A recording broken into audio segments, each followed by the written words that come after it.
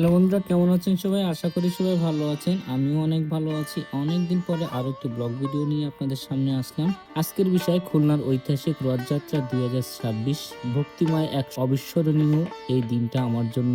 আজকে আমি যাচ্ছি খুলনার সবথেকে বড় মন্দির ধর্মসভা মন্দিরে। তো আমরা যখন প্রথমে এখানে গিয়েছিলাম খুব অল্প সংখ্যক ভক্ত দেখছিলাম, কিন্তু যতই সময় ঘনিয়ে আসছিল, বিকাল ৪টা বাজছিল, ততই যেন ভক্তবৃন্দর আনাগোনা বেড়ে যাচ্ছিল। তো আমরা যখন প্রথমে ঢুকছিলাম তখন আমরা দেখতে পেয়েছিলাম যে ৩টা রথ সেখানে উপস্থিত হয়েছে এবং চারিদিকে অনেক ভক্তবিন্দু সেই রথ ঘিরে তাদের মনোবাসনা পূরণ করার জন্য ঠাকুরের কাছে প্রার্থনা করছে। তো আপনারা সবাই জানেন যে এই রথযাত্রায় শ্রী শ্রী জগন্নাথ ঠাকুর, বলরাম এবং সুভদ্রা, তারা ৩ ভাই বোন আসে একসঙ্গে। তো যাই হোক, আমি আপনাদের যতটুকু পারি খুলনা শহরের এই রথযাত্রাটা আপনাদের দেখাবো। আজকের এই ভিডিওতে আপনি দেখতে পাবেন সুন্দরভাবে সাজানো রথের সম্পূর্ণ দৃশ্য, ভক্তদের হরিনাম সংকীর্তন ও ভক্তিমূলক পরিবেশ, নারী, পুরুষ, শিশু ও প্রবীণ সব বয়সের মানুষের অংশগ্রহণ, দর্শনার্থীদের আনন্দ, উচ্ছ্বাস এবং উৎসবের অনুভূতি, পুরো অনুষ্ঠান জুড়ে প্রাণবন্ত পরিবেশ এবং বাস্তব চিত্র। তো আমি আজকে ইসকন মন্দিরে না গিয়ে আমি এসেছি এই ধর্মসভা মন্দিরে। তো দেখতেই পাচ্ছেন যে ছোট্ট একটা রথ নিয়ে আরো কিছু ভক্তবিন্দু এই মন্দিরে প্রবেশ করছে। তো আসলে রথ বড় হোক বা ছোট হোক সেটা কোনো ব্যাপার না, শুধুমাত্র ভক্তি থাকলেই ঠাকুরকে পাওয়া যায়।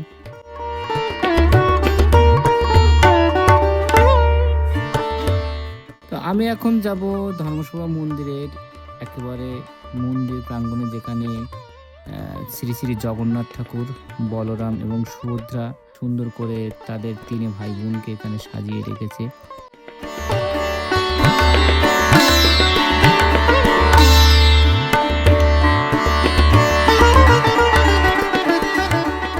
তো তার পাশে আমি একটু হেঁটে গিয়ে দেখি যে শ্রীকৃষ্ণের একটা ছোট্ট দোলনা, তার শৈশবের স্মৃতিকে স্মরণ করে সেখানে একটা প্রতিমা বানিয়ে তাকে দোল দেওয়া হচ্ছে। তো দেখতে থাকলাম কিছুক্ষণ, তারপর মন্দিরের ভিতরে দেখলাম যে আস্তে আস্তে ভক্তবিন্দুর আনাগোনা বেড়েই চলেছে। দেখতেই পাচ্ছেন যে হাজার হাজার ভক্তবিন্দু কিন্তু চলে এসেছে।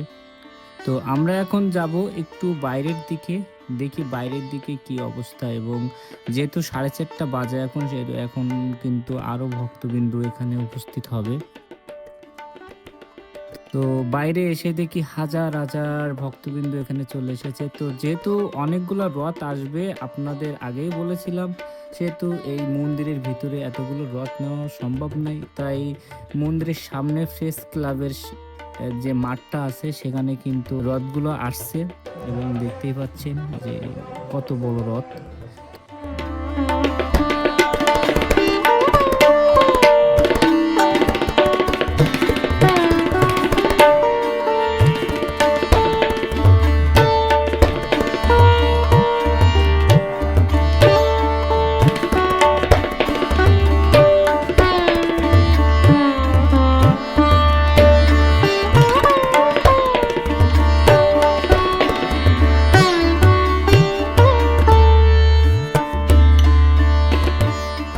আসলে হিন্দু ধর্মের মানুষের জন্য এই শ্রী শ্রী জগন্নাথ ঠাকুরের রথযাত্রা একটি বিশেষ দিন।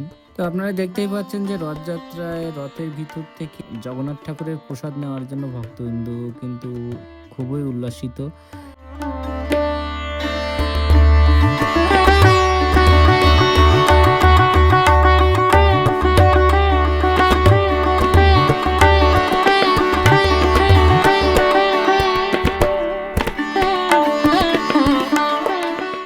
এবং সেখান থেকে আমি আর একটু সামনের দিকে আসলাম।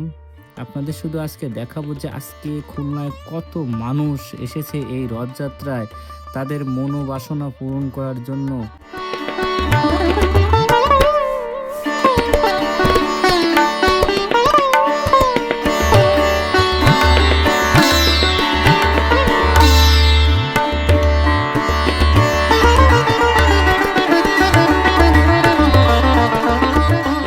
আর এই ভাইরা কিন্তু প্রায় ৫ 5,000 বোতল ভক্তবিন্দুর মাঝে বিলি করছে তাদের তৃষ্ণা মেটানোর জন্য। কারণ এই গরমে ভক্তবিন্দুরা অনেক তৃষ্ণার্ত এবং হাজার হাজার মানুষের ভিড়ের ভিতরে আসলে এই তৃষ্ণা পাওয়া স্বাভাবিক। আপনারা দেখতেই পাচ্ছেন সামনে আরো একটি রথ কিন্তু চলে এসেছে, অনেক বড় একটা রথ চলে এসেছে। এখানে আজকে প্রায় 20 থেকে 25টা রথ এসেছে এবং কয়েক লক্ষ মানুষ কিন্তু এখানে সমাগম হয়েছে।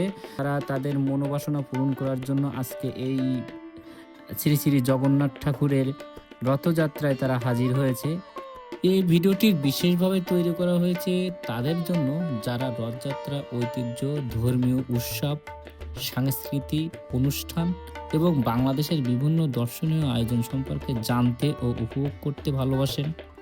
আপনি যদি এ ধরনের ভ্রমণ, মেলা, ধর্মীয় অনুষ্ঠান, সাংস্কৃতিক উৎসব এবং লাইফস্টাইল ব্লগ দেখতে পছন্দ করেন, তাহলে আমাদের চ্যানেলটি অবশ্যই সাবস্ক্রাইব করে পাশে থাকা বেল আইকনটি অন করে রাখুন। তাহলে নতুন ভিডিও আপলোড করার সাথে সাথেই আপনি নোটিফিকেশন পেয়ে যাবেন। আপনার একটি লাইক, একটি কমেন্ট, একটি শেয়ার আমাদের আরও ভালো মানের ভিডিও তৈরি করতে অনুপ্রাণিত করে। ধন্যবাদ আমাদের সঙ্গে থাকার জন্য। সবাই ভালো থাকুন, সুস্থ থাকুন। আবারও দেখা হবে নতুন একটি ভিডিওতে।